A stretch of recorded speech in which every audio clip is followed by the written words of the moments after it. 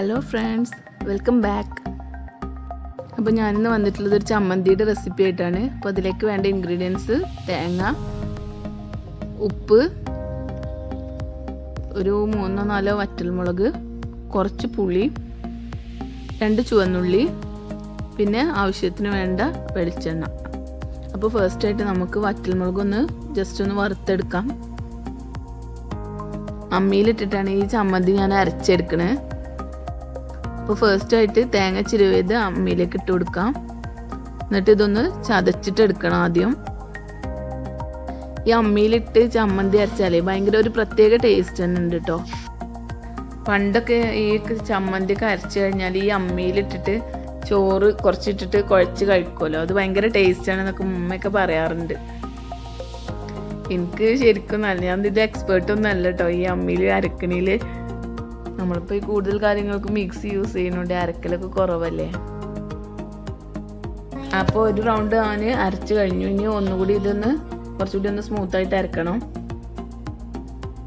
ഇനി ഇതിലേക്ക് ചെറിയ ഉള്ളിയും കൂടി ചേർക്കാം. ചെറിയ ഉള്ളി ഇതിലേക്ക് ചതച്ചിട്ട് ചേർക്കാം കേട്ടോ.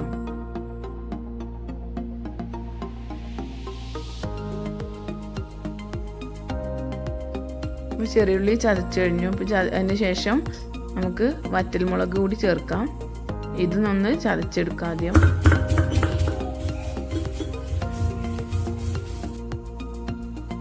ഇനി ഇത് നന്നായിട്ടൊന്ന് അരച്ചെടുക്കാം. ഇതിലേക്ക് പുളി കൂടി ആഡ് ചെയ്ത് കൊടുക്കാം. എല്ലാവർക്കും അവരവരുടെ ആവശ്യത്തിനനുസരിച്ചുള്ള പുളി എടുത്താൽ മതി. കുറച്ച് കൂടുതൽ വേണ്ടവർക്ക് കുറച്ച് കൂടുതൽ എടുക്കാം. ഇതെല്ലാം കൂടി നന്നായിട്ടൊന്ന് അരച്ചെടുക്കാം.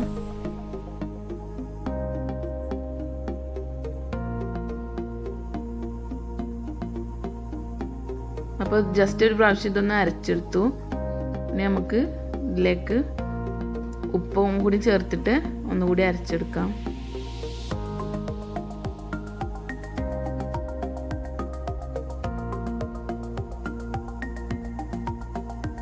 അപ്പോൾ ഉപ്പ് ആഡ് ചെയ്തിട്ട് നന്നായിട്ട് കുഴച്ചതിന് ശേഷം ഒന്ന് നന്നായിട്ടൊന്ന് അരച്ചെടുക്കാം.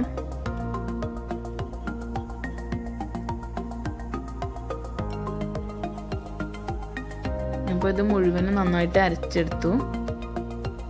ഇനി എല്ലാം കൂടെ ഒരുമിച്ച് കൂട്ടിയിട്ട് ഇതിലേക്ക് നമുക്ക് ഒരു കുറച്ച് വെളിച്ചെണ്ണ ആഡ് ചെയ്ത് കൊടുക്കാം. വളരെ കുറച്ചിട്ട് ആ വെളിച്ചെണ്ണേൻ്റെ ടേസ്റ്റ് കിട്ടാൻ വേണ്ടിയിട്ടാണ്. അപ്പോൾ വളരെ ടേസ്റ്റി ആയിട്ടുള്ള ചമ്മന്തി റെഡി ആയിട്ടുണ്ട്. ഈ ചമ്മന്തി മാത്രം കൂട്ടിയിട്ട് നമ്മൾ ഒരുപാട് ചോറ് കഴിച്ചു പോട്ടും, അത്രക്കും ടേസ്റ്റ് ഉണ്ട്.